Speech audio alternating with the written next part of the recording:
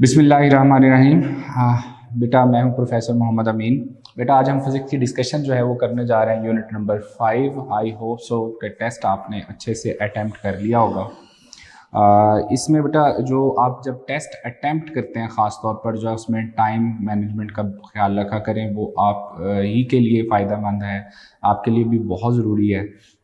जो न्यूमेरिकल ज़्यादा टाइम ले जाते हैं, आपसे उसके शॉर्टकट्स नहीं बन रहे, कोशिश ये किया करें कि उसको जो है वो पॉइंट आउट कर लिया करें, और जब डिस्कशन हो तो उसमें देखा करें कि उसको जो है वो टीचर ने कैसे सॉल्व किया है। सो आपने भी वैसे सॉल्व करने की कोशिश किया करें। इस तरह से ही शॉर्टकट्स डेवलप होते हैं, आपकी जो कैलकुलेशन है वो इसी तरह से ठीक हो जाएगी इंशाल्लाह।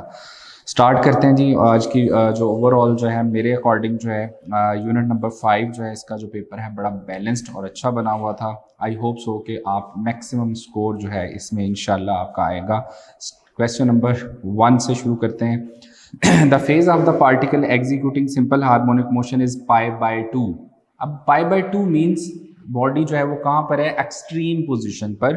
सो इसका मतलब है इसमें मैक्सिमम एक्सट्रीम पोजीशन पर मैक्सिमम एक्सेलरेशन होता है, और एक्सट्रीम पोजीशन पर मतलब मैक्सिमम डिस्प्लेसमेंट भी होता है। इसलिए आंसर जो है इसमें कौन सा है, both A and B, delta answer होगा इसमें। तो question number 1 answer is delta.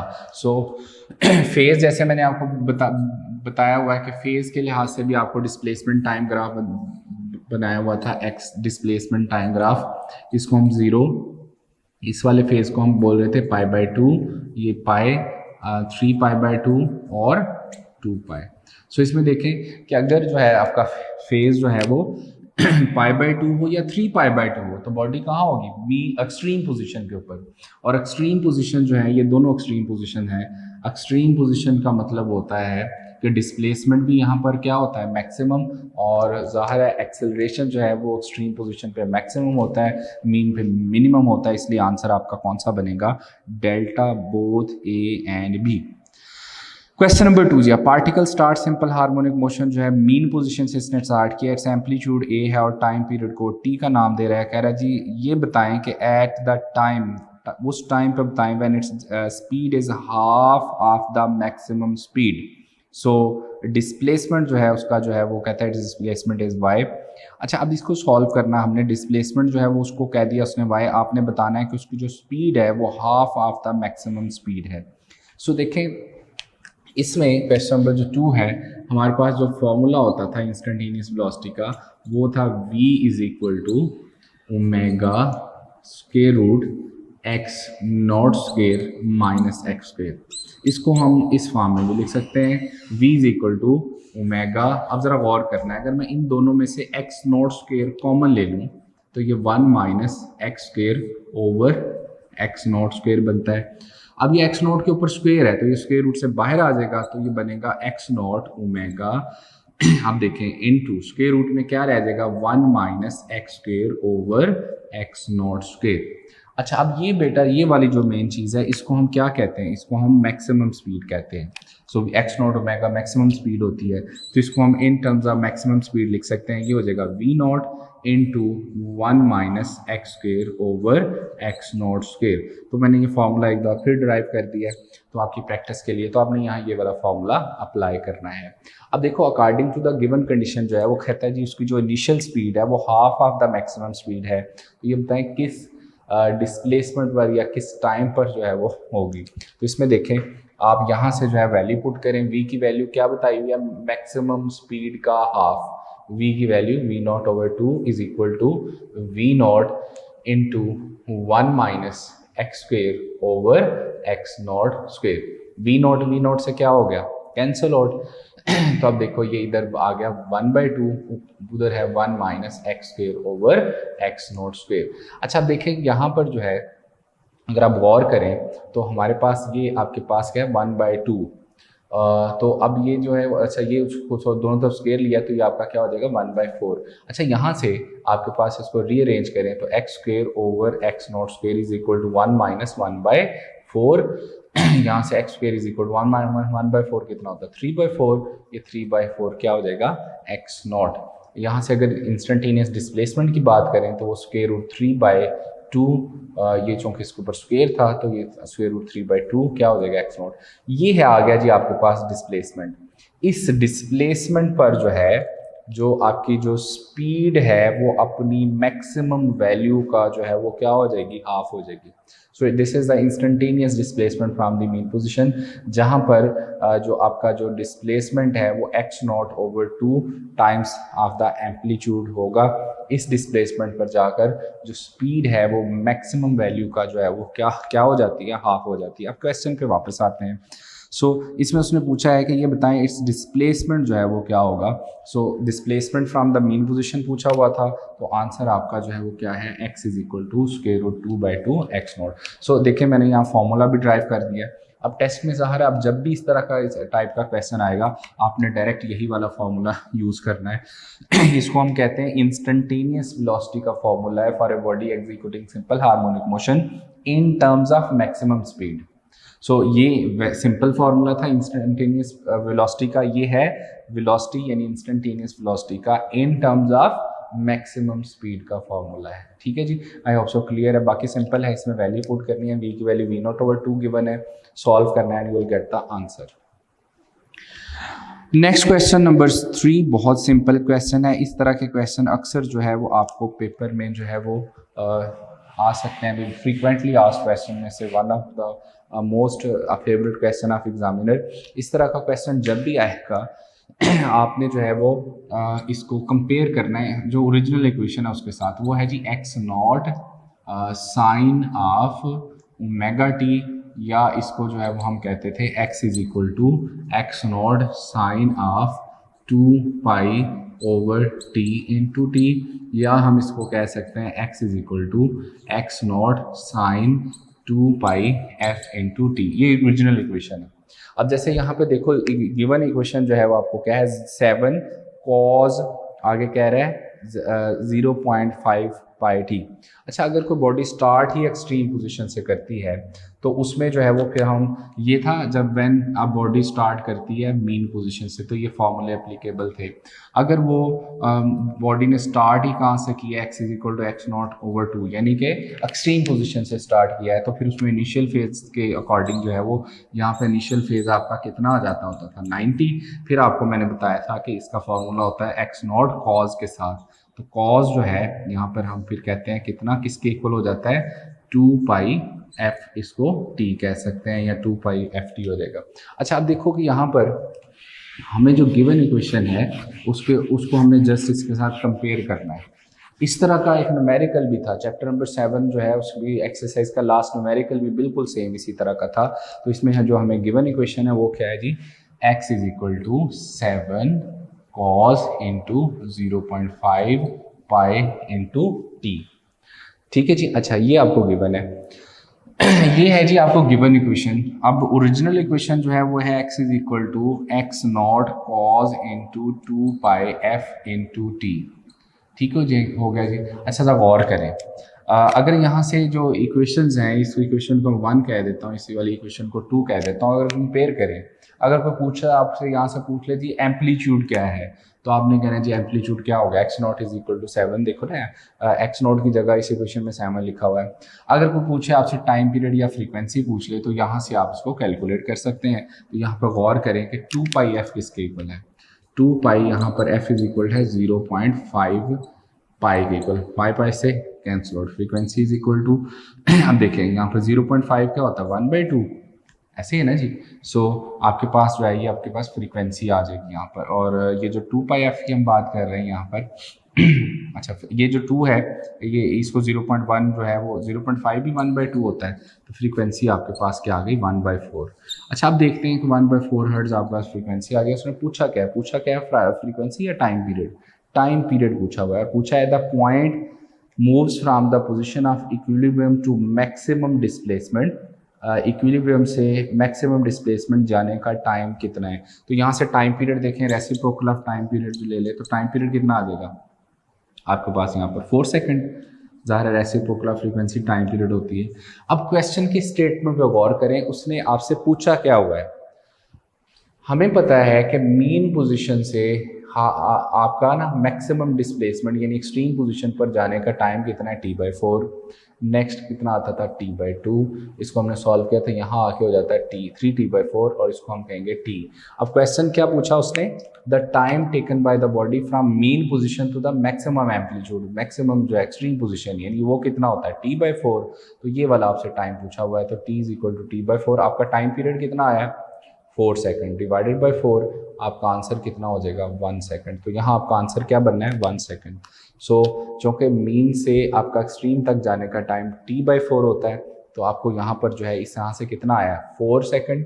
Just आपने कंपेयर किया है, तो यहाँ पर 0.5 पाए, यहाँ पर क्या था 2 पाए f, तो इन दोनों को कंपेयर किया, यहाँ से फ्रीक्वेंसी कैलकुलेट की, वो क्या आ जाएगी 1/4। इसका रेसिप्रोकल लेंगे तो टाइम पीरियड आ गया। लेकिन उसने पूछा टाइम पीरियड नहीं पूछा हुआ, उसने पूछा time taken from mean position to the maximum displacement, तो वो t/4 होता है। तो t/4 4 से क्या हो गया कैंसिल आउट, आपका आंसर जो है यहाँ क्या आ जाएगा 1 सेकंड। इस क्वेश्चन से प्रूव हुआ कि आपने जब भी कोई क्वेश्चन अटेम्प्ट करना है, कोई न्यूमेरिकल अटेम्प्ट करना है, तो उसमें कीवर्ड्स को लाजमी अंडरस्टैंड करना है, उसको अंडरलाइन करना है कि पूछा क्या गया हुआ है। तो यहाँ उसने टाइम पीरियड नहीं पूछा, कि देखें गौर से, कहता है the point moves from the position of equilibrium to maximum displacement, mean से मैक्सिमम डिस्प्लेसमेंट जाने का टाइम कितना है, तो वो टाइम पीरियड का 1/4 टाइम्स होता है, यानी यहाँ से यहाँ जाने का टाइम t/4 होगा। तो इसमें आपका आंसर बनता है जी 1 सेकंड बीटा। तो जिन लोगों ने अल्फा आंसर लगाया सॉल्व तो ठीक ही है, लेकिन उन्होंने क्वेश्चन गौर से नहीं पढ़ा, तो इसलिए टाइम पीरियड नहीं पूछा हुआ है, आपको t/4 यहाँ कैलकुलेट करना था। क्वेश्चन नंबर 4 जी, ये तो बहुत सिंपल है। Phase at a time, phase हमें दो चीज़ें बताता है, पोजीशन और दूसरा जो है वो direction of motion of the particle at time t। इसको हमने लेक्चर में भी डिटेल से डिस्कस किया था। अगर देखें ना फेज होता है उसमें, अगर हम फेजेस की बात करें तो 0 से π/2, π3, π/2 और 2 पाई। तो वो कौन कौन से फेज है जहाँ पर जो है वो बॉडी मेन पोजीशन पे होती है 0, पाई और 2 पाई, और कौन कौन से फेज हैं जब बॉडी एक्सट्रीम पोजीशन पे होती है π/2 और 3π/2। सो इट मीन्स ये हमें पोजीशन भी बता रहा होता है फेज एंगल। एक और चीज़ हमें बताता है डायरेक्शन ऑफ मोशन। अगर फेज है 0 से π/2 तो बॉडी मीन से एक्सट्रीम जा रही है, अगर π/2 से पाई है तो बॉडी एक्सट्रीम से मीन की तरफ आ रही है, अगर जो है फेज पाई से 3π/2 है तो बॉडी मीन से अनदर एक्सट्रीम जा रही है। तो सिंपल हमें ये दोनों चीज़ें बता रहा होता है, position and direction of motion of the particle, beta answer है। 5 वाला बी बड़ा सिंपल है जी। A body is moving with constant angular velocity along the circumference of a circle, which of the following statement जो है वो कहता है जी इज ट्रू। तो इसको हमें डिटेल से हमने डिस्कस किया था uniform circular motion and simple harmonic motion के टॉपिक में। मैंने स्टार्ट ही इससे किया था कि जो बॉडी है अगर वो सर्कुलर पाथ के ऊपर यूनिफॉर्म स्पीड के साथ मूव कर रही है तो उसका जो प्रोजेक्शन होगा अलोंग द डायमीटर वो क्या परफॉर्म करेगा, सिंपल हार्मोनिक मोशन। इसमें आंसर आपका 4 लिया था। Projection of the particle on any diameter जो है एग्जीक्यूट सिंपल हार्मोनिक मोशन। तो आंसर इज 4 ली। 6 जी, ये भी बहुत सिंपल क्वेश्चन है 6 वाला। इसमें कहता है particle executing simple harmonic motion, और आपने क्या बताना है the shortest time it takes to reach a point a over √2 जो है वो कितना होगा। तो इसमें जी आपने इक्वेशन यूज़ करनी है इंस्टेंटेनियस डिस्प्लेसमेंट वाली, and you will get the answer instantaneous displacement. So इसमें जी हमें ए क्या गिवन है, the shortest time to reach A over √2। हमारे पास फार्मूला होता है जी, आपके पास x = x0 sine of omega t, और यहाँ पर जो है अगर आप गौर करें तो हमें x को ना वो a कह रहा है एम्पलीट्यूड, तो इंस्टेंटेनियस डिस्प्लेसमेंट कह लें वट एवर। ये आपको कह रहा है a ओवर √2 है, इसको मैं एम्पलीट्यूड यानी a कह लेता हूँ x0 की बजाय। सो इस साइन इसको हम 2π/t बोलते होते थे। हमें यहाँ से टाइम पीरियड फाइंड करना है, बहुत इजी है। एम्पलीट्यूड से क्या हो गया कैंसल आउट, साइन इधर आके हो जाएगा sine of inverse 1/√2 is equal to क्या बन गया 2π/t इंटू टी। अच्छा आप ज़रा गौर करें, साइन इनवर्स 1/√2 आपको मैंने ट्रिग्नोमेट्रिक रेशियोज में बताया था कि साइन की और कॉज की वैल्यू जो है वो किस एंगल पे सेम आती है 45 के ऊपर। तो साइन इनवर्स 1/√2 क्या होता है 45, और 45 जो है उसको हम क्या कहते हैं, 45 को पाई बाय 4 कहते हैं। पाई को अगर 180 कहते हैं तो 45 पाई बाय 4 होगा। सो यहाँ पर ये आपका बना pi by 4 is equal to 2 pi over t in 2t। Pi pi से कैंसल आउट, आपके पास यहाँ से t ओवर कितना आ जाएगा, 8 सेकंड्स आंसर आ जाएगा। सो इस तरह का क्वेश्चन लेक्चर में भी आपको करवाया था। आपकी जो स्टार की प्रैक्टिस बुक्स है उसमें भी ये क्वेश्चन गिवन है, तो इट मीन सिंपल है जी, आपने प्रैक्टिस जरूर की होगी, आपका आंसर भी ठीक होगा। Answer is beta. 7 जी, which one of the following is a simple harmonic motion. तो इसमें answer is alpha, wave moving through a string fixed at both ends जो है। तो उसने कहा सिंपल हार्मोनिक मोशन जो है ये इनमें से कौन सी है। अच्छा, आप देखो कि क्या earth spinning about the its own axis जो है वो उसकी मोशन कौन सी है, वो सर्कुलर है जो है मोशन कहलाएगी। Ball bouncing between the two rigid vertical walls जो है, तो उसमें कहता है क्या वो सिंपल हार्मोनिक मोशन होगी। Particle moving in a circle with uniform speed, उसकी मोशन भी जो है वो क्या होगी, यूनिफॉर्म सर्कुलर मोशन होगी, लेकिन उसके प्रोजेक्शन की मोशन जो है वो क्या होती है, वो सिंपल हार्मोनिक मोशन होती है। तो उसमें उसने जो है वो कहा है कि कौन सी मोशन जो है, इसमें हम कह सकते हैं कि यहाँ पर अगर जो है आंसर आपका जो है वो बेस्ट आंसर जो बनेगा वो कौन सा बनेगा भाई, Charlie, ball bouncing between the two rigid walls, vertical walls. इसमें अगर हमारे पास लेट से दो इस तरह से वर्टिकल वॉल्स हों, उनके इन बिटवीन अगर बॉल जो है विद और डैम्पिंग, अगर बॉल जो है वो विद और डैम्पिंग जो है वो बार बार जो है अपनी मोशन को रिपीट कर रही है, तो उसकी मोशन कौन सी हो सकती है, वाइब्रेटरी मोशन। और अगर यहाँ पर जो है वो हम फ्रिक्शन को इग्नोर कर देते हैं, फ्रिक्शन को इग्नोर कर दें, तो ये आपकी जो मोशन है वो पीरियोडिक भी होगी और वाइब्रेटरी भी होगी। इसको हम सिंपल हार्मोनिक मोशन कह सकते हैं। लेकिन इसके अलावा जो है wave moving through a string fixed at both hands, और उसमें स्टेशनरी वेव प्रोड्यूस होती है। इसी तरह से जो है वो earth spinning about its own axis, उसकी मोशन भी जो है सिंपल हार्मोनिक मोशन नहीं हो सकती। डेल्टा, पार्टिकल जो मूव कर रहा होता है सर्कुलर पाथ के ऊपर, उसकी मोशन यूनिफॉर्म सर्कुलर मोशन होती है, उसके प्रोजेक्शन की मोशन जो है वो सिंपल हार्मोनिक मोशन होती है। इसका मतलब है अल्फा, चार्ली और डेल्टा आंसर नहीं हो सकते। आंसर कौन सा होगा, beta, earth spinning about sorry charlie, ball bouncing between the two rigid vertical walls. So ये वाला जो है वो ऑप्शन हो सकता है, यानी इस वाले क्वेश्चन का आंसर जो आपका कौन सा बनेगा, चार्ली। सो इसमें आंसर चार्ली है जी, 7 का चार्ली आंसर बनेगा। नेक्स्ट है जी 8 वाला, a particle is moving in a circle with uniform speed, it's motion is. अच्छा, अगर कोई पार्टिकल जो है वो यूनिफॉर्म, अभी ये लास्ट 7 वाले क्वेश्चन में भी ये डिस्कस हो रहा है कि डेल्टा ऑप्शन नहीं हो सकता। 8 वाले में कह रहा है एक पार्टिकल है वो यूनिफॉर्म स्पीड के साथ सर्कुलर पाथ पे मूव कर रहा है, इसकी जो मोशन है वो यूनिफॉर्म सर्कुलर मोशन है, इसके जो प्रोजेक्शन की मोशन होगी वो सिंपल हार्मोनिक मोशन होगी। तो मैंने लेक्चर में बड़ा डिफरेंशिएट करके 2 लाइनें लिखी थी सेपरेट सेपरेट करके कि इस पार्टिकल की अपनी मोशन यूनिफॉर्म सर्कुलर मोशन है, इसकी मोशन पीरियोडिक तो होगी बट सिंपल हार्मोनिक मोशन नहीं होगी, क्योंकि ये अपनी मोशन को बार बार रिपीट कर रहा है after regular interval of time.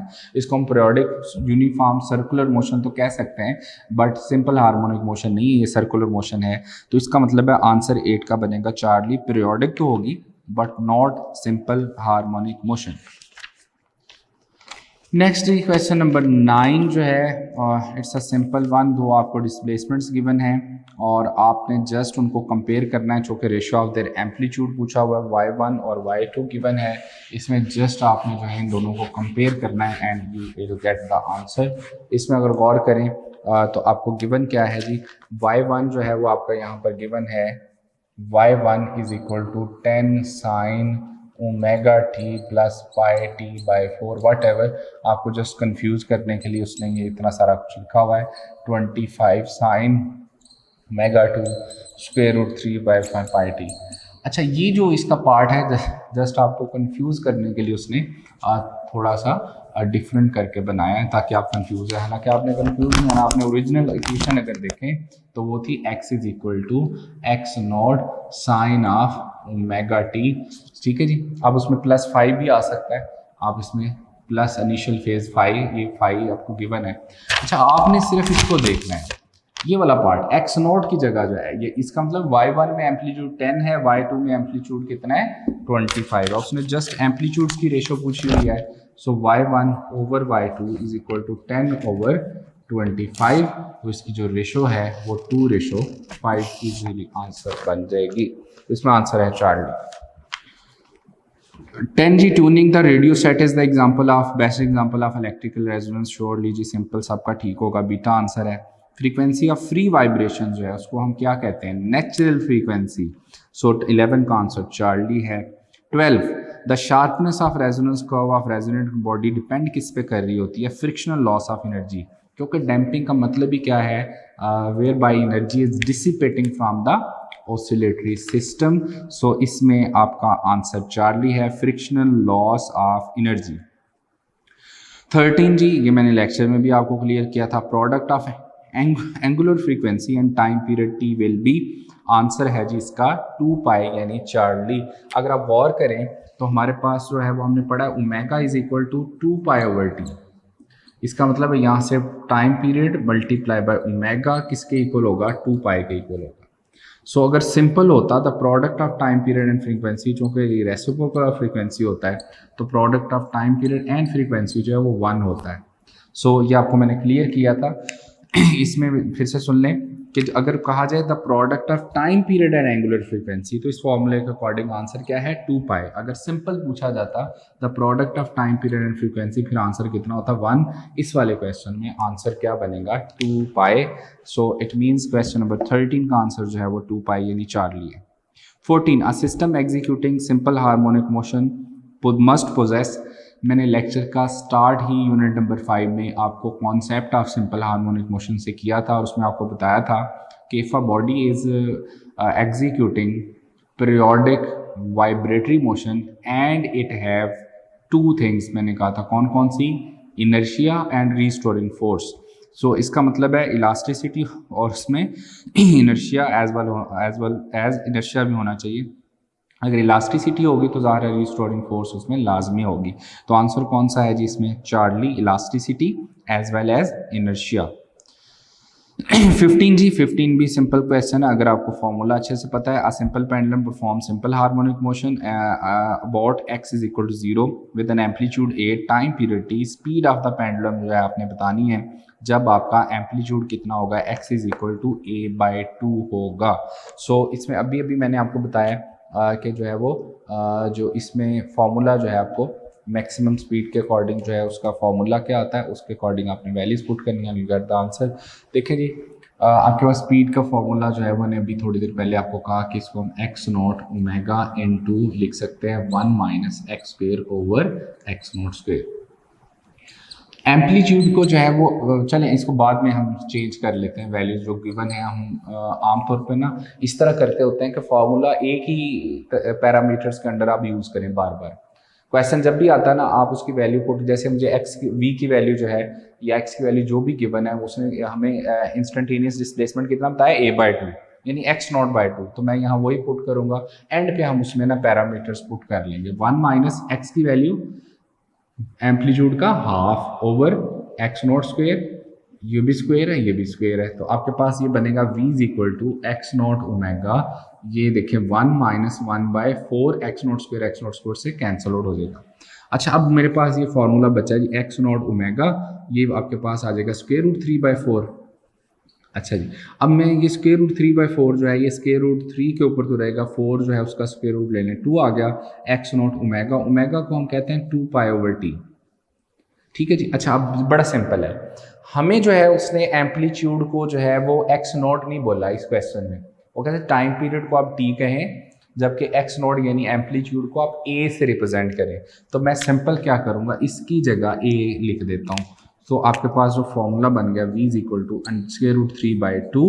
आप देखें इसकी जगह एक्स नॉट की जगह क्या आ जाएगा, एम्पलीट्यूड ए। अच्छा, एक और चीज़, यहाँ ये वाला जो 2 है ये 2 पाई वाले 2 से क्या हो रहा है, कैंसिल आउट, तो ये स्क्वायर रूट 3a, ठीक है, यही बचा ना जी, स्क्वायर रूट 3 एम्पलीट्यूड की जगह मैंने a लिख दिया, इनटू साथ क्या आ जाएगा पाई और डिवाइडेड बाय t। तो ये वाला आंसर बन रहा है आपके गिवन कंडीशन के अकॉर्डिंग। तो इसमें कौन सी ऑप्शन आपकी करेक्ट बनेगी फिर, अल्फा ऑप्शन जी, pi a square root 3 over t। So आप क्या क्या किया करें, जो जिस तरह से फॉर्मूला आपने लर्न किया हुआ है उसी तरह से उसको रखा करें, एंड पे आप पैरामीटर्स पुट कर लिया करें ताकि आपको बार बार कन्फ्यूजन ना हो। सो 15 जो है इसका आंसर आपका कौन सा बनेगा, अल्फा आंसर बनेगा। नेक्स्ट क्वेश्चन नंबर 16 भी बहुत सिंपल है, और इसमें जी मैक्सिमम स्पीड का फार्मूला मैंने लेक्चर में भी कहा था कि मैक्सिमम स्पीड वाला जो फार्मूला है, स्पीड इससे रिलेटेड सबसे ज़्यादा न्यूमेरिकल जो है वो आते हैं। आप एक्सरसाइज भी देखो तो सबसे ज़्यादा न्यूमेरिकल आपको इसी से रिलेटेड मिल रहे हैं। आप टेस्ट में भी देखें तो इससे रिलेटेड क्वेश्चन काफ़ी सारे आए हुए हैं। तो इसमें उसने पूछा a particle executing simple harmonic motion जी इज 2 मीटर, उसका एम्पलीट्यूड है, टाइम पीरियड भी 2 सेकेंड है, तो maximum velocity of the particle बताएं क्या होगी। सो मैक्सिमम वेलोसिटी जो है उसका फॉर्मूला है v not is equal to x not वट omega. v is equal to v not यानी maximum speed x not into 2 pi over time period 2। अब देखो कि आपको एम्पलीट्यूड कितना बताया हुआ है, एम्पलीट्यूड जो है वो कहता है 2 और टाइम पीरियड भी कितना है 2, तो amplitude 2 metre 2 pi over time period भी 2 का हुआ है, 2 से कैंसिल आउट, तो आपका आंसर 2 पाई मीटर पर सेकंड आंसर है। सिंपल जी। सो इसमें आंसर बनेगा जी बीटा 16 का 17 भी सिंपल यही वाला क्वेश्चन है, और इसमें कह रहा है जी amplitude A, time period T, maximum velocity बताएं। सो मैक्सिमम वेलोसिटी का यही फॉर्मूला यहाँ पर यूज कर लेंगे, v not is equal to x naught 2 pi over t. अच्छा आप जरा गौर करें, एम्पलीट्यूड को यहाँ वो क्या कह रहा है, स्मॉल ए, तो मैं एक्स नॉट जो है इसको ए से रिप्लेस कर दूँ तो ये 2 pi small A divided by T, ये आंसर है। तो सिंपल पैरामीटर जब भी चेंज करें तो आपने उसके अकॉर्डिंग वैल्यू पुट कर देनी, आंसर आ जाएगा डेल्टा आंसर है।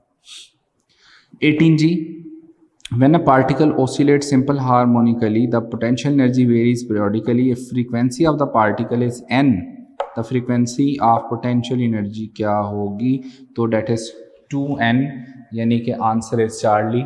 लेक्चर में भी मैंने ये क्वेश्चन आपको रेज किया था कि with what frequency it's kinetic energy oscillates, with what frequency it's potential energy oscillates, और उसमें कर्व जो हमने इसको डिस्कस किया था। देखो जो पोटेंशियल एनर्जी है ये आपका टोटल एनर्जी है। पोटेंशियल एनर्जी की अगर हम बात करें तो ये आपके पास एक्सट्रीम पोजीशन, इसको अनदर एक्सट्रीम पोजीशन कह लें या मेन पोजीशन है। सो पोटेंशियल एनर्जी जो है वो एक्सट्रीम पोजीशन पे क्या होती है, एक्सट्रीम पोजीशन पे मैक्सिमम, तो मीन की तरफ आते आते क्या हो जाएगी 0, अगेन जो है ये क्या हो जाएगी मैक्सिमम। अच्छा आप जरा गौर करें, इन वन कंप्लीट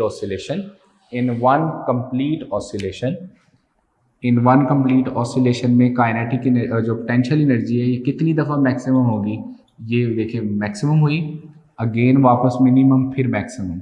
इसका मतलब है potential energy in one complete oscillation 2 times क्या होगी मैक्सिमम, और 2 टाइम्स जो है वो क्या होगी minimum in one complete oscillations.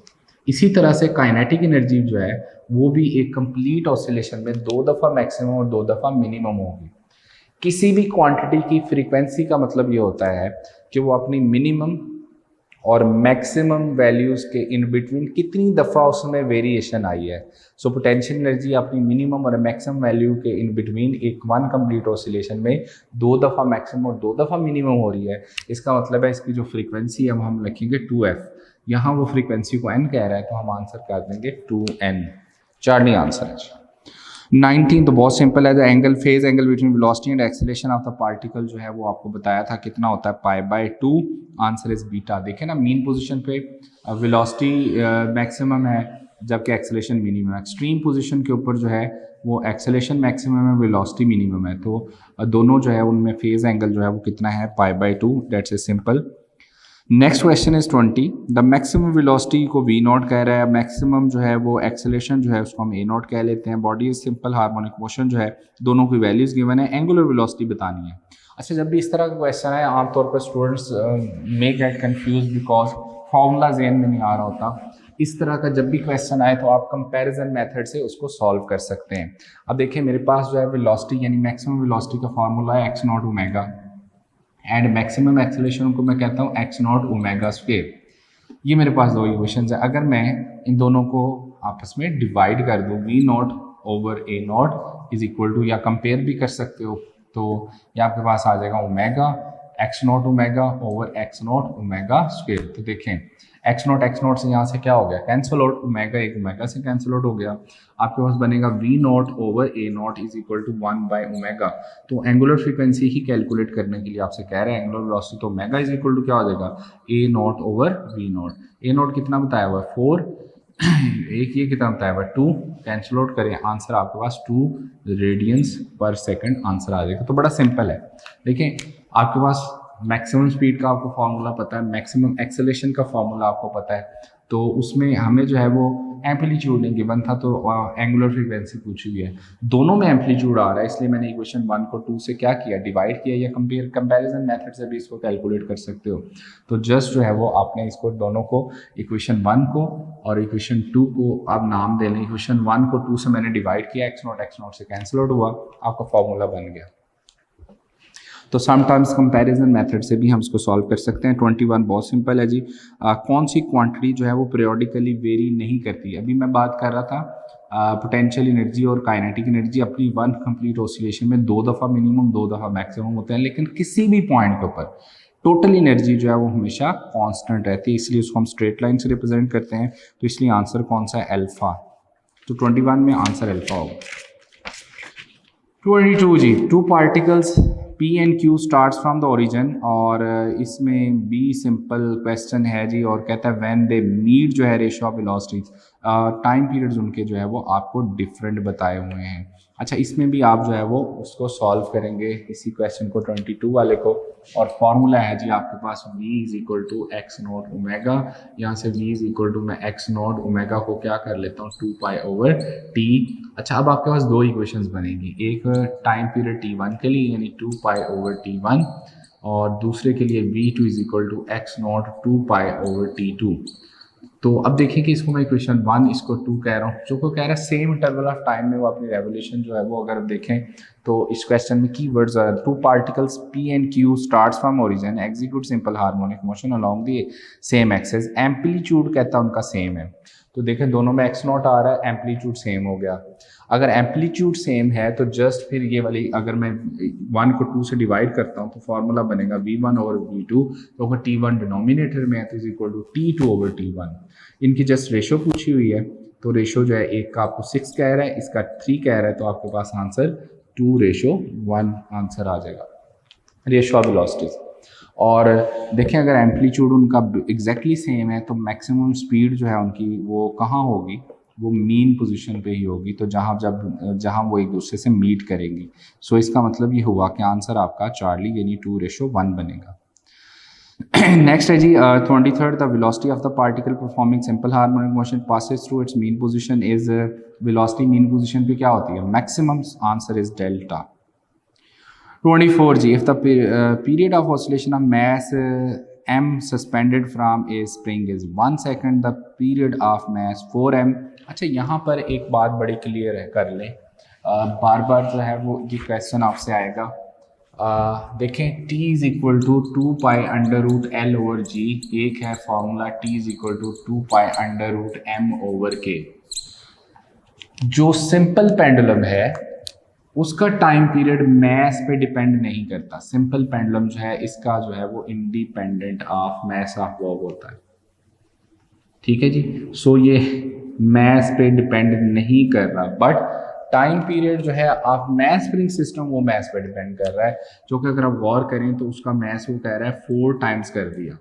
अगर मैस आप 4 टाइम्स कर देंगे तो न्यू टाइम पीरियड क्या हो जाएगा, स्क्वायर रूट 4 का करें तो 2 आ जाएगा, 2 into 2 pi under root m over k। तो इसका मतलब है उसका टाइम पीरियड जो है वो डबल हो जाएगा, ठीक है जी। सो पहले टाइम पीरियड उसका कितना बताया हुआ था 1 सेकेंड, अब आपका टाइम पीरियड जो है वो कितना हो जाएगा 2 second. So 2 second is the answer. तो इस क्वेश्चन में आंसर 2 सेकेंड है कुछ, ठीक है जी। नेक्स्ट जो है 25, while crossing a suspension bridge the soldiers are order to break their steps. वो ये किस वजह से होता है, रेजोनेंस की एग्जांपल में पढ़ा था। तो डेफिनेटली आंसर कौन सा है, चार्ली। 26 जी, इसमें से फॉर्मूला बताना है आपने, velocity of the particle executing simple harmonic motion omega x not square minus x square. Formula हमारे पास जो है जो सिंपल वेलोसिटी का है वो क्या है, v is equal to omega under root x not square minus x square. देखिए बड़ा सिंपल है, उसने सिर्फ इसके पैरामीटर को चेंज किया है।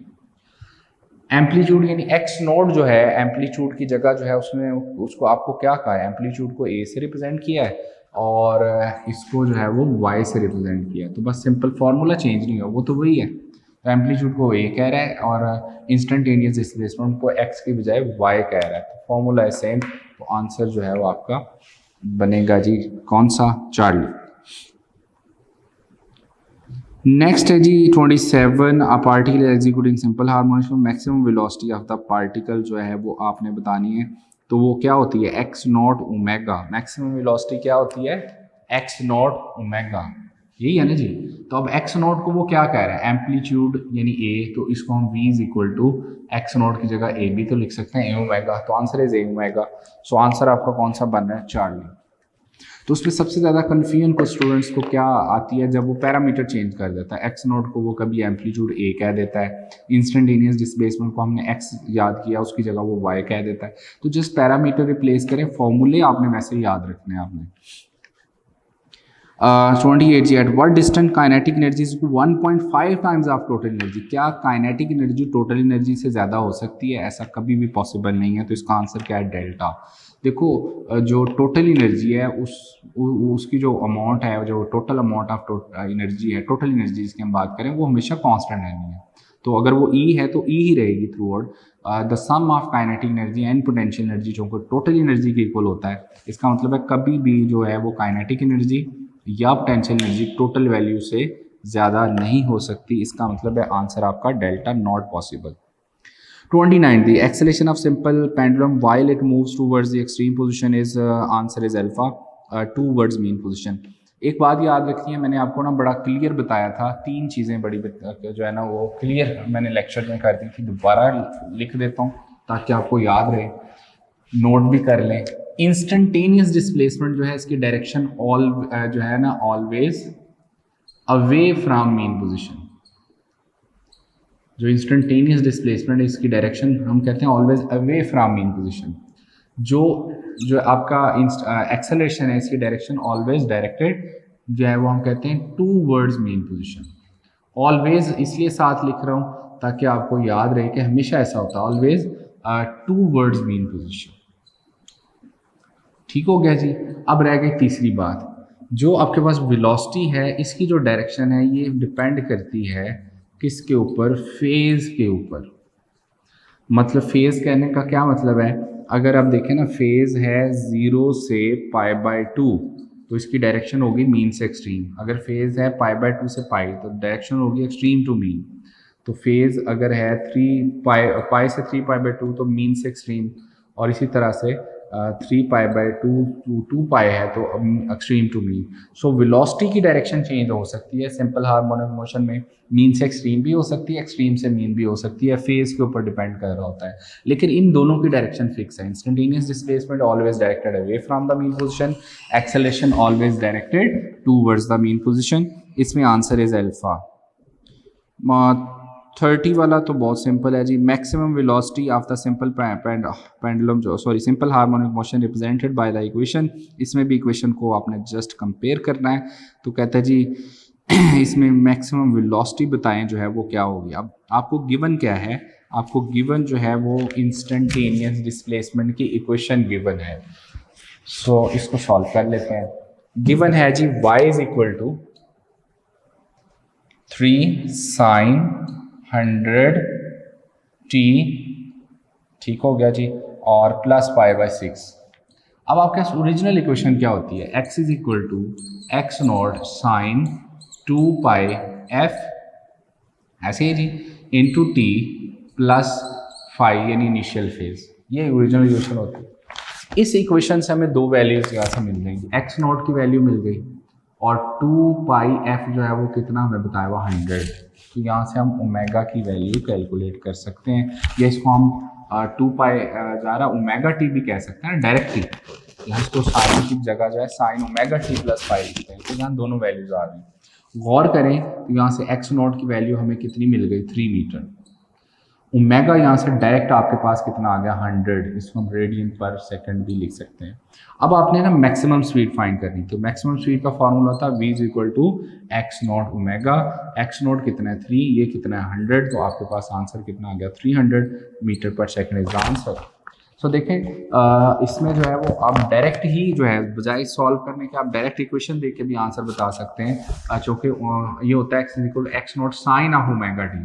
तो ओमेगा की जगह क्या यहाँ लिखा हुआ 100, एक्स नॉट की जगह यहाँ क्या लिखा हुआ 3, तो 3 मल्टीप्लाई बाय 100 जो है वो 300 is the answer, alpha answer है। 31 में जी, a hole is bored along the diameter, information based question है। अगर हमारे पास जो अर्थ है उसको हम कहते हैं कुछ इस तरह से करें कि उसको जो है ना डायमीटर के क्रॉस जो है ना एक होल जनरेट कर दें, तो अगर हम कोई पार्टिकल यहाँ पर प्लेस कर देंगे तो वो मूव करेगा पीरियोडिकली, जो है वो वाइब्रेट करेगा। इसका मतलब ये हुआ चूँकि उसकी मोशन जो है वो टू एंड फ्रो मोशन होगी और पीरियोडिक भी होगी। पीरियोडिकली अगर वो वाइब्रेट कर रहा है तो उसकी मोशन को हम क्या कह सकते हैं, सिंपल हार्मोनिक मोशन। सो अगर हम अर्थ के थ्रू जो है एक होल जनरेट कर दें और उसमें हम किसी भी ऑब्जेक्ट को प्लेस करें तो वो डेट विल स्टार्ट्स वाइब्रेटिंग, और इसका आंसर जो है आपका बनेगा beta. The stone execute simple harmonic motion about the centre of अर्थ, तो मीन पोजीशन जो है वो सेंटर ऑफ अर्थ बन जाएगी। 32 जी, which of the following is the example of mechanical resonance, microwave oven और tuning of a radio set. जो है माइक्रोवेव ओवन जो है वो आपकी है एग्जांपल इलेक्ट्रोमैग्नेटिक रेजोनेंस, और ट्यूनिंग ऑफ रेडियो सेट जो है is the example of electrical resonance. So answer इसका जो है वो चार्ली बनेगा। मोशन ऑफ स्विंग जो है अंडर पीरियोडिक फोर्स जो है उसको हम क्या कहते हैं, मैकेनिकल रेजोनेंस की एग्जांपल है, यानी चार्ली। 33 आपको बता चुका हूँ, the relation for the restoring force in simple pendulum क्या होता है, -mg sin थीटा। तो restoring force in case of simple pendulum -mg sin theta, delta answer होगा जी। 34 दी एक्सेलरेशन ऑफ पार्टिकल जो है वो मैक्सिमम कहाँ होता है, एक्सट्रीम पोजीशन के ऊपर, इसलिए आंसर आपका कौन सा है, बीटा। ये सिंपल वाले क्वेश्चन है जी, 34 का आंसर बीटा बनेगा। 35 एम्पलीट्यूड ऑफ द पार्टिकल जो है simple executing simple harmonic motion जो है विद फ्रीक्वेंसी अगर 60 दी हुई है और एम्पलीट्यूड एक्स नॉट गिवन है, maximum value of the acceleration आपने बताना है।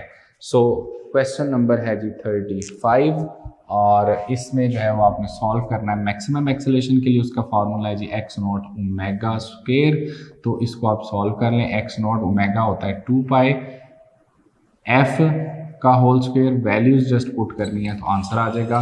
एक्स नॉट बताया हुआ 0.01, 2 पाई एफ आपको बताया हुआ कितना है जी एफ 60 और इसका होल स्क्वायर। अच्छा, इसको मैं ई सॉल्व करने के लिए, ये 0.01 है तो क्या मैं इसको 1/100 लिख सकता हूँ, ठीक है। 2 पाई का स्क्वायर लेंगे तो 4 पाई स्क्वायर हो जाएगा, 60 का स्क्वायर लोगे तो वो 3600 आ जाएगा। देखें पाई पाई से 0 से कैंसल आउट, ठीक हो गया। अब आपने जस्ट क्या करना है, 36 को 4 से मल्टीप्लाई करना है, आपका answer 144 pi square metre per second answer आ जाएगा। जस्ट सिंपल है, फॉर्मूले में जस्ट वैल्यूज आपने पुट करनी है and you'll get the answer. So इसमें आंसर आपका बन रहा है जी alpha 144 pi square metre per second square. Next question is 36. For a particle executing simple harmonic motion, which of the following statement is not correct? अच्छा, तो जब भी क्वेश्चन आता है ना इस तरह का, इज करेक्ट नॉट करेक्ट, हम समटाइम स्टेटमेंट कंप्लीट नहीं पढ़ रहे होते तो हम हमारे जहन में होता है उसने करेक्ट स्टेटमेंट पूछी है तो हम कंफ्यूज हो जाते हैं। कोशिश ये किया करें कि आपने करना क्या है कि स्टेटमेंट जो है उसको कीवर्ड नोट करने, अंडरलाइन कर लिया करें। तो यहाँ उसने कहा नॉट करेक्ट कौन जो है वो पूछी है। ऑप्शन ए जी, the total energy of the particle always remain same, correct है। और the restoring force is always directed towards mean position, ये भी करेक्ट है। The restoring force is maximum at extreme position, ये भी करेक्ट है। Restoring force जो है वो क्या होती है, ज़ाहिर है माइनस के एक्स के एक्स है, तो एक्स की वैल्यू जब मैक्सिमम होगी तो ज़ाहिर है वो भी मैक्सिमम हो जाएगी। इसका मतलब ही हुआ कि आंसर आपका जो अगर पहले तीनों वाली ठीक है तो डेल्टा होना चाहिए। तो acceleration of the party is maximum at equilibrium position, ये ठीक नहीं है। एक्सेलेरेशन जो है वो मैक्सिमम कहाँ होता है, वो एक्सट्रीम पोजीशन पे मैक्सिमम होता है। सो इसमें आंसर है डेल्टा। 37 जी, a particle executes simple harmonic motion with an angular velocity and maximum accelerations are given by the amplitude of oscillation. अच्छा, इसमें अगर आप गौर से देखें तो आंसर हैं 0.2, 0.28, 0.36, 0.53, 0.61। सो 0.28, 0.3, 0.5, 0.6, इसका मतलब है हमें आंसर बड़े क्लोज गिवन है, 0.2, 0.3, 0.5, 0.6। तो हमें जो है वो केयरफुली इसकी कैलकुलेशन करनी है। फॉर्मूला तो इसमें सिंपल है, 37 जो क्वेश्चन है।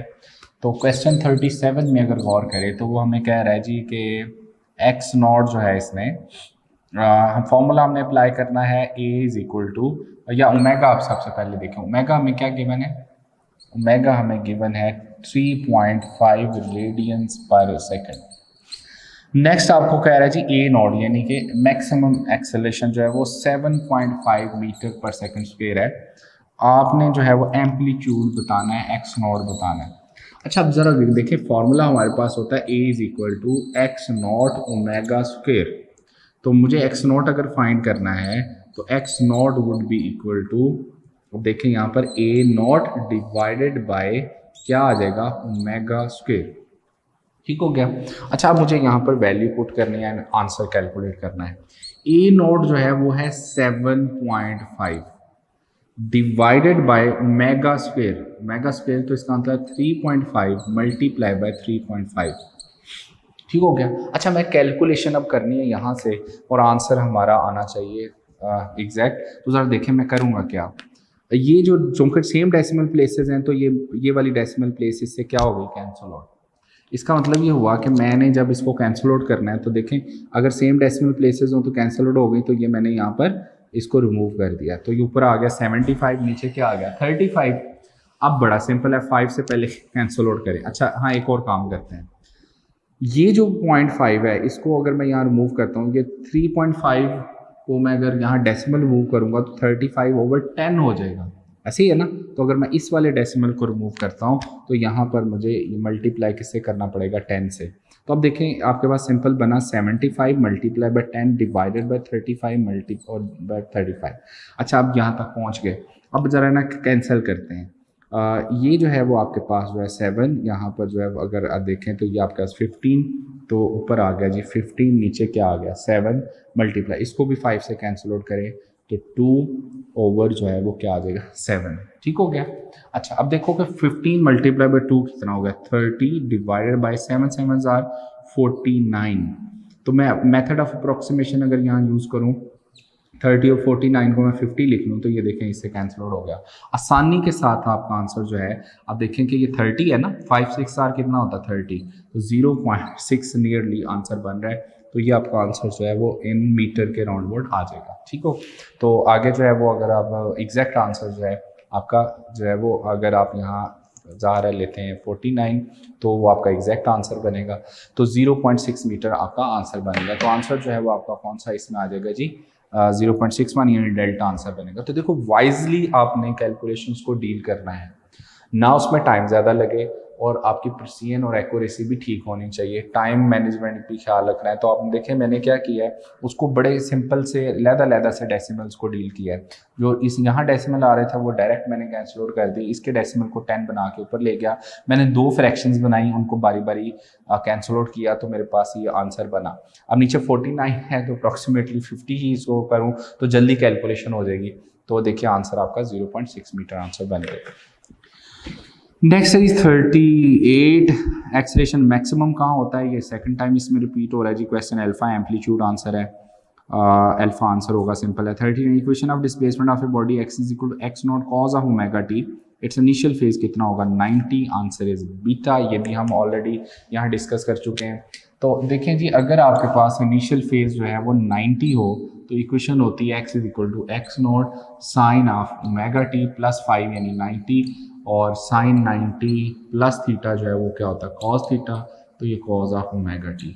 सो मैथमेटिक्स में साइन थीटा प्लस 90 जो है वो क्या होता है कॉस थीटा। तो ये अब बन गया। अब देखो यहाँ से हमारी प्रैक्टिस भी हो रही है, तो प्रैक्टिस क्या है कि x is equal to x naught cos of omega t वाला फार्मूला कब यूज़ करना है, जब इनिशियल फेज कितना हो 90, यानी मोशन जो है वो कहाँ से स्टार्ट हो, एक्सट्रीम पोजिशन से। नेक्स्ट है जी आपके पास 40, विच of the following is maximum at resonance. Resonance जो होती है ना उसमें दो आपके पास याद रखना है कि उसकी बेसिक प्रॉपर्टीज़ हैं। At resonance energy absorption is maximum and amplitude of vibrating body enormously increase हो जाता है। सो इसमें जी फ्रीक्वेंसी, स्पीड और टाइम पीरियड नहीं, आंसर कौन सा हम देंगे? डेल्टा, क्योंकि एम्पलीट्यूड इनॉर्मसली इंक्रीज हो जाता है और एनर्जी अब्जॉर्प्शन मैक्सिमम होती है, delta answer. 41 which of the following is are essential for the simple harmonic motion? दोनों ही हैं जी, रिस्टोरिंग फोर्स भी होनी चाहिए, इनर्शिया भी होना चाहिए, चार्ली आंसर होगा 41 का। 42 जी, acceleration of particle executing simple harmonic motion at its mean position, जी आंसर इज डेल्टा यानी 0।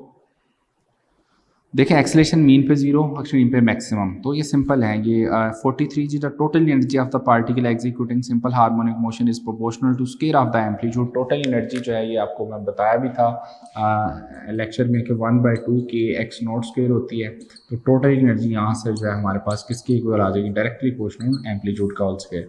अगर एम्पलीट्यूड डबल करोगे टोटल एनर्जी कितने टाइम्स हो जाती है? 4 टाइम्स। नेक्स्ट है जी, इसमें नेक्स्ट भी क्वेश्चन बहुत सिंपल है जी। With an amplitude the potential energy is maximum and the displacement is plus and minus a, का मतलब है दोनों एक्सट्रीम पोजीशंस के ऊपर पोटेंशियल एनर्जी मैक्सिमम होगी, तो अल्फा आंसर है प्लस एंड माइनस ए यानी अल्फा। 45 जी, अब particle is vibrating in simple harmonic motion, amplitude आपका 4 सेंटीमीटर है, at what displacement from the mean position is it's energy is half potential energy and half kinetic energy. ये question जो है हमने lecture में भी किया था और सॉल्व किया था। वो कौन सा पॉइंट है जहाँ पर हाफ काइनेटिक एनर्जी और हाफ पोटेंशियल एनर्जी होती है? जहाँ पर पोटेंशियल एनर्जी इंस्टेंटेनियस और काइनेटिक एनर्जी इंस्टेंटेनियस आपस में इक्वल हो जाए, तो टोटल एनर्जी का हाफ पोटेंशियल होगी, हाफ काइनेटिक एनर्जी होगी। So 1/2 k x square is equal to 1/2 k x not square into 1 minus x square over x not square.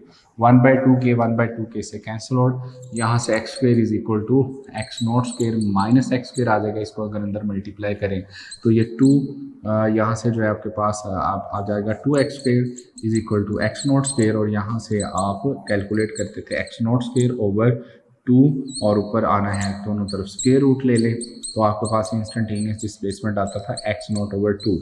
तो at this displacement kinetic energy जो है और potential energy आपस में equal हो जाती हैं। लेकिन क्वेश्चन उसने ये नहीं पूछा। अगर देखें तो उसने एक्स नॉट की हमें वैल्यू भी दी हुई है, ऐसे ही है ना जी, उसने ये नहीं, डिस्प्लेसमेंट के साथ उसने वैल्यू भी दी हुई है। सो एक्स नॉट की वैल्यू कितनी बताई हुई है? 4 सेंटीमीटर।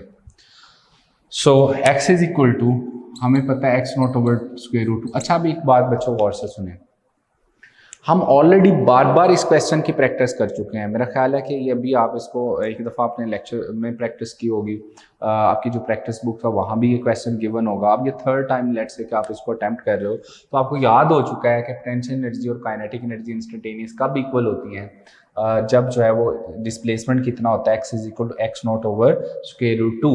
तो जब आप टेस्ट कर रहे हैं तो उसमें ये वाला फेज फिर आपको करने की ज़रूरत ही नहीं है, क्योंकि मैं डिस्कस करवा रहा हूँ उसको मैंने कंप्लीट सॉल्व कर दिया। फिर डायरेक्ट आप यहीं से शुरू करोगे, मतलब आप बार बार आप जब प्रैक्टिस कर चुके हैं, आपको श्योर है कि जब x is equal to x naught over square root 2 होता है वहाँ काइनेटिक एनर्जी और पोटेंशियल एनर्जी इक्वल होती है। तो मैं इस क्वेश्चन को स्टार्ट सॉल्व यहीं से करूँगा। अब एक्स नॉट की वैल्यू आपको क्या गिवन है? 4 सेंटीमीटर, तो 4 ओवर कितना हो गया? Square root 2। अच्छा, अगर आप गौर करें तो मैं 4 को लिख सकता हूँ 2 multiply by 2 over square root 2, तो क्या आंसर हमें थोड़ा रीअरेंज करके दिया हुआ है। अच्छा, एक बात याद रखना है कि अगर मेरे पास square root 2 multiply by square root 2 लिखा हो तो इसको हम 2 लिख सकते हैं। ज़ाहिर है 2 का स्क्वायर रूट से कैंसिल हो जाएगा, तो एक 2 की जगह मैं ये इसको कहते हैं रैशनलाइज करना, तो डिनोमिनेटर स्क्वायर रूट ख़त्म कर रहा हूँ, तो मैं 2 को लिख सकता हूँ square root 2 multiply by square root 2 into 2 divided by under root 2। एक इससे क्या होगा? कैंसिल आउट, आपके पास आंसर आएगा 2 स्क्वायर रूट 2, और चूँकि यूनिट सेंटीमीटर में गिवन है तो आंसर सेंटीमीटर में ही आएगा। तो इसमें आपका आंसर जो है वो कौन सा बन रहा है? डेल्टा। तो एंड पे जस्ट रैशनलाइज करना था, इसमें आंसर आपका डेल्टा बनेगा। 46 जी, 46 में आंसर जो बड़ा सिंपल है 46 का। अगर आप देखें तो हमारे पास पोटेंशियल एनर्जी का फार्मूला होता है 1 इंस्टेंटेनियस का 1/2 के एक्स स्क्वेयर, लेकिन यहाँ इनमें से तो कोई आंसर नहीं लिखा हुआ। असल में उसने जस्ट के की वैल्यू पुट की हुई है ओमेगा जो होता है बेटा वो under root k over M होता है। अगर हम दोनों तरफ स्क्वायर ले लें तो omega square is equal to क्या हो जाएगा, के ओवर एम, और यहाँ से के इज इक्वल टू क्या आ जाएगा, m omega square. So sometimes जो है वो आपके काइनेटिक एनर्जी का जो फार्मूला है, पोटेंशियल एनर्जी का फार्मूला है, टोटल एनर्जी का जो फार्मूला है, वहाँ पर के की वैल्यू पुट की हुई है। तो पोटेंशियल एनर्जी इंस्टेंटेनियस जो है वो किसके इक्वल हो जाएगी, 1/2 के की जगह एम ओमेगा स्क्वायर पुट कर दें तो ये फार्मूला बन जाएगा। इसी तरह से potential energy, kinetic energy, total energy, वहाँ भी अगर के की वैल्यू आप एम ओमेगा स्क्वायर पुट करना चाहें तो पुट कर सकते हैं, उसको रीअरेंज कर सकते हैं। तो इसमें 1/2 एम ओमेगा स्क्वायर भी लिख सकते हैं इसको के को। तो आंसर कौन सा बनेगा, अल्फा। 47 में भी जस्ट इंफॉर्मेशन बेस्ड क्वेश्चन है, which of the following statement is true. तो kinetic energy is maximum when displacement zero हो, यानी मीन पोजीशन पे काइनेटिक एनर्जी मैक्सिमम होती है। इसमें आंसर आपका बीटा बनेगा। तो बीट सिंपल है जी, 47 का answer is beta. 48 the amplitude of the particle जो है वो 3/4 ऑफ द टोटल। तो बताएं कि एनर्जी कितने टाइम्स हो जाएगी। सिंपल है, अभी अभी आपने कहा है जी कि टोटल एनर्जी जो है वो होती है 1/2 के एक्स नॉट स्क्वायर, ठीक है जी। सो उसको ये भी हम कह सकते हैं, पर पता चल गया कि total energy directly proportional to amplitude का होल स्क्वायर होती है। टोटल एनर्जी एम्पलीट्यूड का डायरेक्टली प्रोपोर्शनल टू क्या होती है, एम्पलीट्यूड का होल स्क्वायर। अगर एम्पलीट्यूड 3/4 होता है तो इसका मतलब है टोटल एनर्जी जो है वो आपकी कितने टाइम्स हो जाएगी, 3/4। आप देखें ना 3/4 टाइम वो बढ़ रहा है, तो उसका स्क्वायर लो तो 9/16 टाइम्स जो है वो उसकी टोटल एनर्जी इंक्रीज होगी, जो कि total energy directly proportional to amplitude का होल स्क्वायर। एम्पलीट्यूड डबल करोगे टोटल एनर्जी 4 टाइम्स हो जाएगी, लेकिन एम्पलीट्यूड अगर 3/4 टाइम्स करोगे तो दोनों के ऊपर स्क्वायर आना ना, तो 9/16 टाइम्स जो है वो आप द टोटल एनर्जी पे फर्क पड़ेगा। तो answer is beta. 49 body is moving in a room with velocity 20 metre per second perpendicular to the two ball जो है, ये क्वेश्चन को हम ऑलरेडी आगे डिस्कस किया था जी, अभी थोड़ी देर पहले हमने कि अगर जो है एक बॉल जो है उसको हम टू बॉल्स के साथ अगर उसको स्ट्राइक हम कर रहे हैं तो उसमें, हाँ जी, जैसे क्वेश्चन नंबर 7 था, 7 में हमने आंसर कहा था Charlie bouncing balls between the two rigid balls. ये भी बिल्कुल उसी तरह का सेम क्वेश्चन है, और इसमें उसने कहा है कि ये बताना है कि body is moving in a room, velocity है 20 metre per second, perpendicular to the two walls, x naught उसका बताया हुआ amplitude 5 metre, there is no friction, friction ही नहीं है।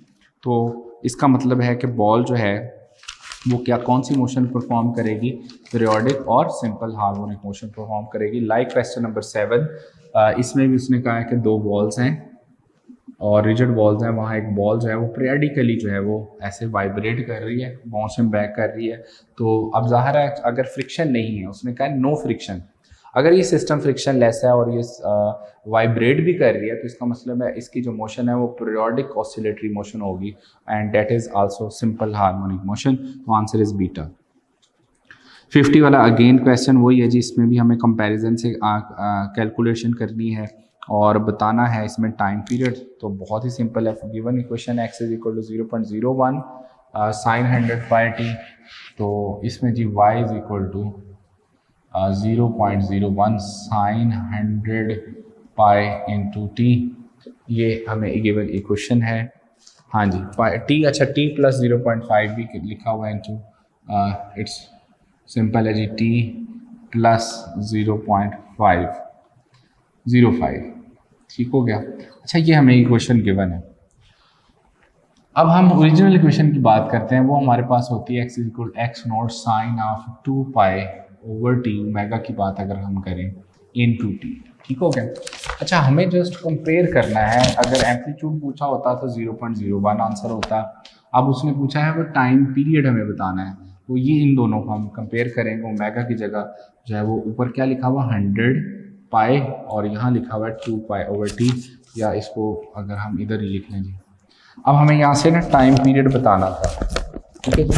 तो 5 से कैंसिल आउट, टी इधर आ जाएगा 2/100, अब 2/100 जो है वो 0.02 सेकेंड्स हो जाएगा। तो जस्ट कंपेरिजन से कैलकुलेशन करनी है, तो इसमें आंसर आपका चार्ली बनेगा। 51 तो सिंपल है जी, time period of simple pendulum को डबल कर दें तो ये बताएं तो इसमें से कौन सी ऑप्शन करेक्ट होगी। तो आंसर होगा beta when length is made by 4 times. Time period का फॉर्मूला क्या होता है कि t is equal to 2 pi under root L over g. तो यहाँ मेजर पैरामीटर जो है वो दो ही हैं, वैल्यू ऑफ जी और लेंथ। अगर हम लेंथ चूंकि स्क्वायर रूट के नीचे अगर हम लेंथ को 4 टाइम्स करेंगे तो टाइम पीरियड क्या हो जाएगा, डबल हो जाएगा। और दूसरा जो है आप देखें directly proportional square root of length और inversely proportional square root of g है। तो दो तरह से यहाँ टाइम पीरियड डबल हो सकता है। डायरेक्ट अगर देखें, अगर लेंथ 4 टाइम्स करें और वैल्यू ऑफ जी 1/4 टाइम्स हो जाए तो ज़्यादा टाइम पीरियड डबल हो जाएगा। तो इसमें आंसर है इज बीटा बन रहा है, it's length is made 4 times. 52 जी, the period of oscillation of a simple pendulum of constant length at earth surface is t period inside a mine. जब हम अर्थ के ऊपर जो है सरफेस के ऊपर इसकी वैल्यू 9.8 होती है metre per second square average value. जब हम इनसाइड द अर्थ जा रहे होते हैं टूवर्ड्स डेप्थ तो सेंटर की तरफ मूव करेंगे, माइन मीन हम नीचे जा रहे हैं तो इसका मतलब है वैल्यू ऑफ जी डिक्रीज करती है। एज यू नो कि at the centre of earth value of g कितनी होती है, 0 होती है। इसका मतलब है नीचे जा रहे हैं तो वैल्यू ऑफ जी डिक्रीज हो रही है। अगर वैल्यू ऑफ जी डिक्रीज हो रही है तो इट मीन टाइम पीरियड क्या हो रहा होगा, इंक्रीज हो रहा होगा। तो जब हम माइन यानी डाउनवर्ड जा रहे हैं अर्थ की तरफ तो वैल्यू ऑफ जी चूंकि डिक्रीज हो रही है, time period will be increase. तो अल्फा आंसर होगा greater than T. 53 which of the following statement is not true in case of simple pendulum for small amplitude the periodic oscillation is depends on mass size and material of the bob। Charlie answer है जी, mass of the bob से जो है वो time period depend ही नहीं करता, ना उस पर मटीरियल पे ना उसके साइज पे। तो आंसर आपका जो है वो उसने कहा जी कि इनमें से in case of simple pendulum जो है वो एम्पलीट्यूड जो है इनमें से कौन सा ट्रू नहीं है। तो आंसर इसमें बनेगा चार्ली। नेक्स्ट इज अच्छा बाकी इसके ऑप्शंस ट्रू हैं जी। Directly proportional to square root of length ठीक है, inversely proportional square root of acceleration ये भी ट्रू है, इंडिपेंडेंट ऑफ एम्पलीट्यूड भी होता है ये भी ठीक है। तो चार्ली आंसर बनेगा। 54 जी, a man measures the period of simple pendulum inside a stationary lift and finds it to be t second if the lift accelerate upward g/4 से। तो टाइम पीरियड क्या बताएंगे इसको मैंने लेक्चर में एक्सप्लेन किया था कि अगर जो है एक सिंपल पेंडुलम लिफ्ट में प्लेस कर दें तो अपवर्ड के लिए फॉर्मूला था t is equal to 2 pi under root L over g plus a. तो यहाँ पे न्यू टाइम पीरियड जो है आपका क्या बनेगा जी, 2 pi under root L over g, a कितना कह रहा है g/4। तो आप इसको सॉल्व कर लें। सो 1 + 1/4 जो है वो आपका 5/4 आ जाएगा आंसर, एल ओवर 5/4 इंटू जी। अब यहाँ से इसको सॉल्व कर लें, 5/4 ऊपर जाकर 4/5 स्क्वायर रूट आ जाएगा। तो ये 4/5 square root into 2 pi under root L over g ये आपके पास ही बना। इसका मतलब है कि आंसर आपका बनेगा टी जो न्यू टाइम पीरियड होगा स्क्वायर रूट 4 कितना होता है 2 by square root 5 into original time period. तो ये आपका आंसर 2 बाय स्क्वायर रूट 5 बनना चाहिए। तो आंसर बनेगा जी बीटा।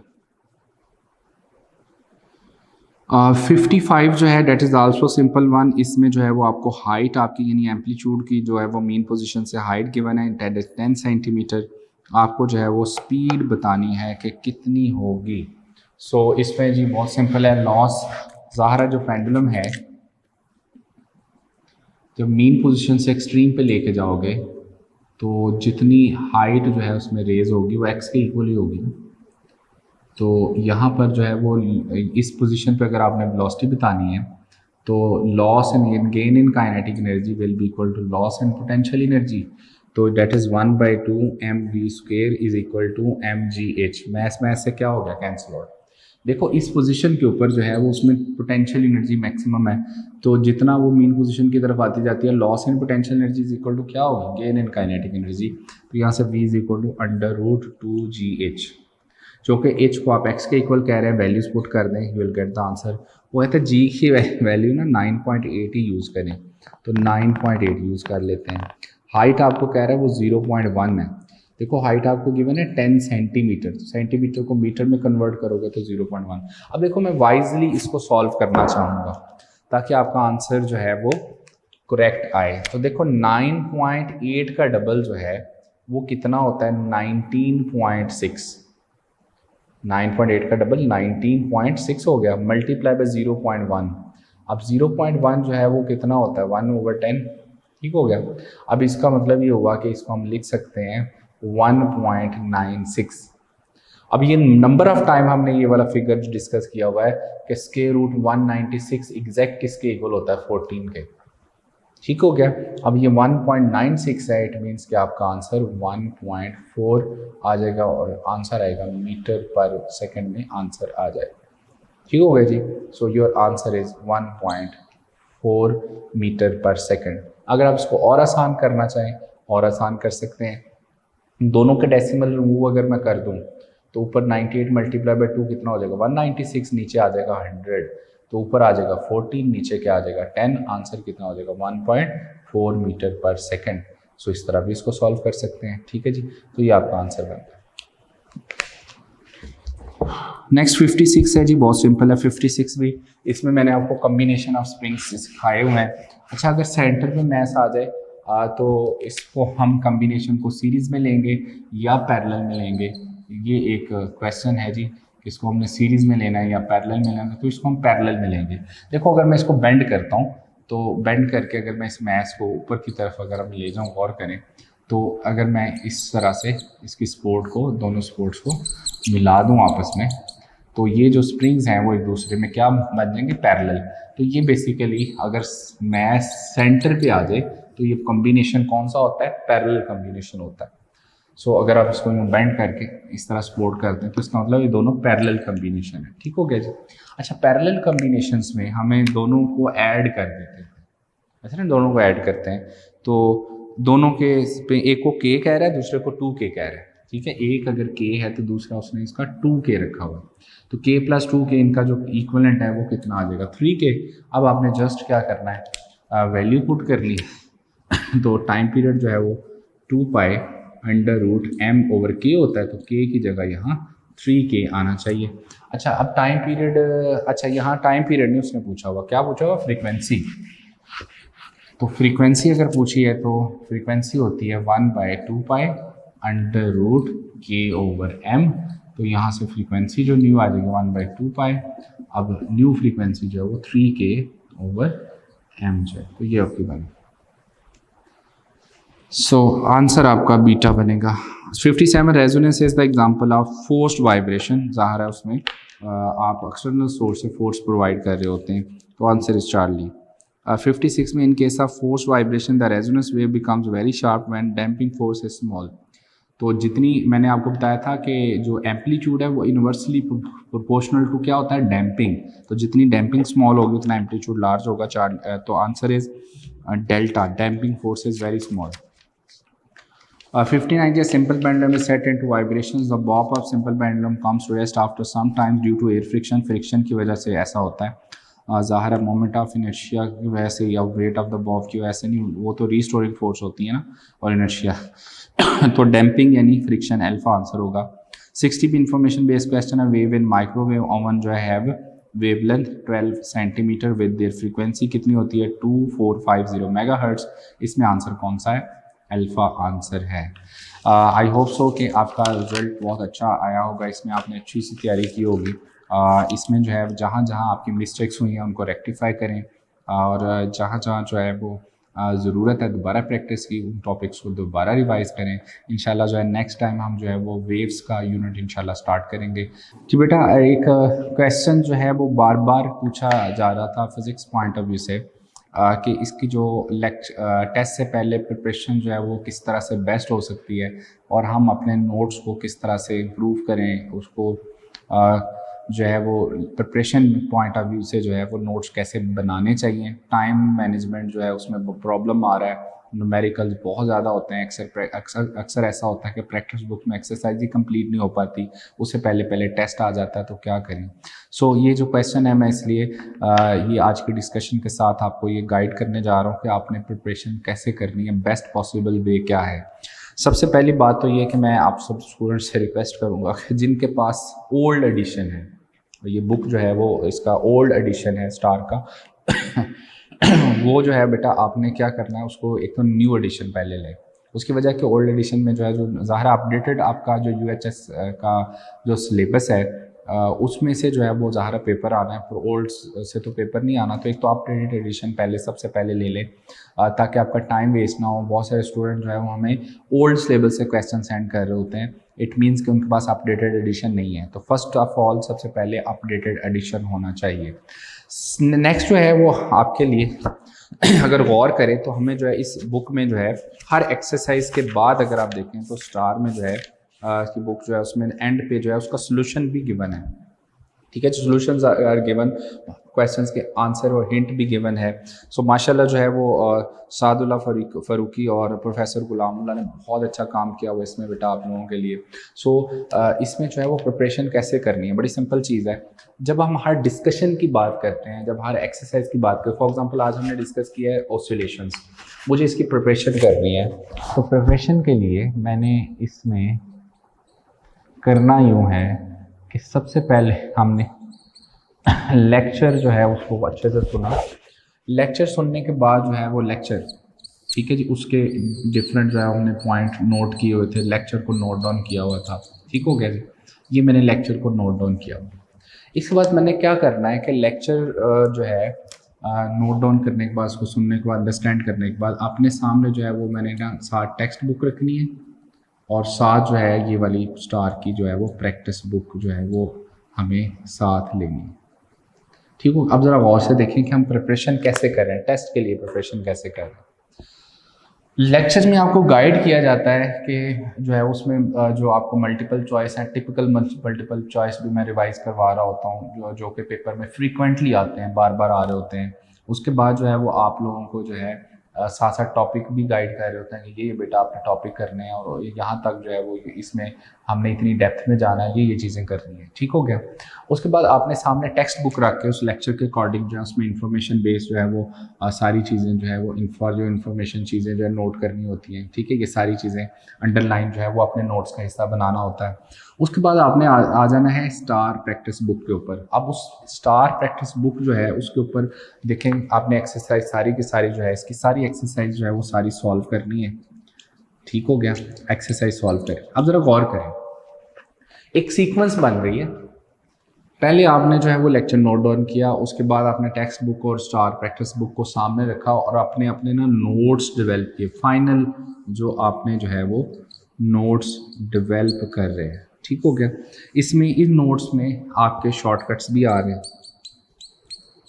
इन नोट्स में आपने जो है वो जो कॉन्सेप्ट्स पॉइंट्स हैं, कॉन्सेप्चुअल पॉइंट्स जो हैं वो भी आप ऐड कर रहे हैं।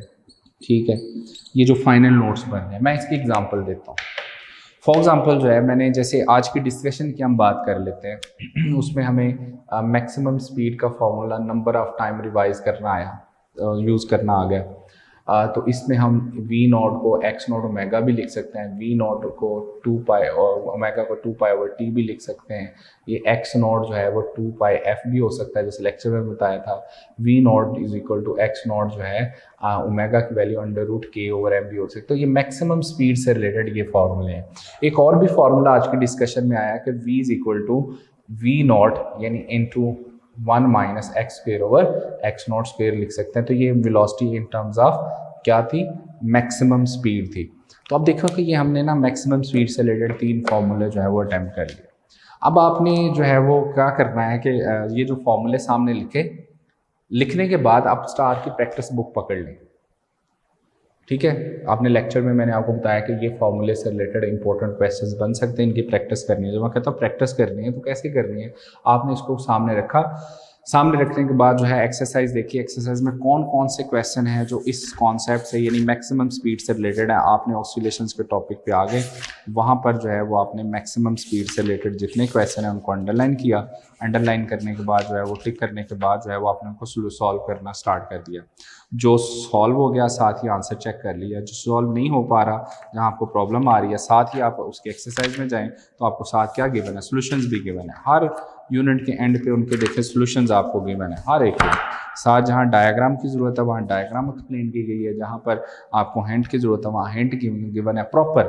तो आपने ना उसको जो है वहाँ से सॉल्व कर लेना है। ठीक है। तो ये प्रैक्टिस है आपकी। इसी तरह से जो फिर आपने दूसरी कैटेगरी में आना है, आपने एक्सेलरेशन से रिलेटेड जो है वो जितने क्वेश्चंस हैं वो करें, इंस्टेंटेनियस डिस्प्लेसमेंट के फॉर्मूले से जितने क्वेश्चंस हैं वो, जितनी इंफॉर्मेशन से रिलेटेड जो इन्फॉर्मेशन बेस्ड क्वेश्चन पूछे गए हैं, जैसे रेजोनेंस से रिलेटेड क्वेश्चन है, माइक्रोवेव वेव ओवन है, उसमें आपकी जो है स्विंग है, उसमें मार्ट पास ऑन ब्रिज है, इस तरह के जितने भी जो इन्फॉर्मेशन बेस्ड क्वेश्चन है वो, तो इस तरह से ना आपके पास type of multiple choice question भी प्रिपेयर हो जाते हैं और अच्छी प्रिपरेशन भी हो जाती है।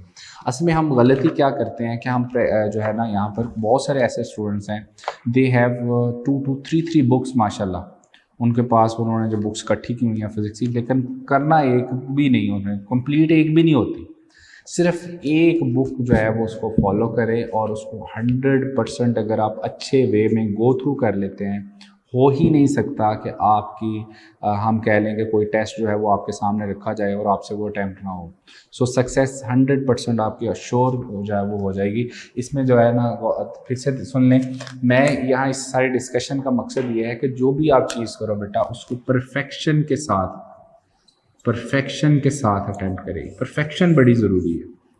सो सक्सेस का फॉर्मूला ही परफेक्शन है। मतलब जो काम आपने शुरू किया ना, जब तक वो पूरा ना हो जाए उसको ना छोड़ें। मतलब आपने इरादा किया है, तहिया किया कि आज मैंने जो कल हमारा टेस्ट है ऑसिलेशंस का और हमें इसको अच्छे से प्रिपेयर करना है। सो लेक्चर सुना आपने, उसमें से उसको नोट डाउन किया, नोट डाउन करने के बाद उसमें से इंपॉर्टेंट पॉइंट्स सामने आपके जहन में आ गए।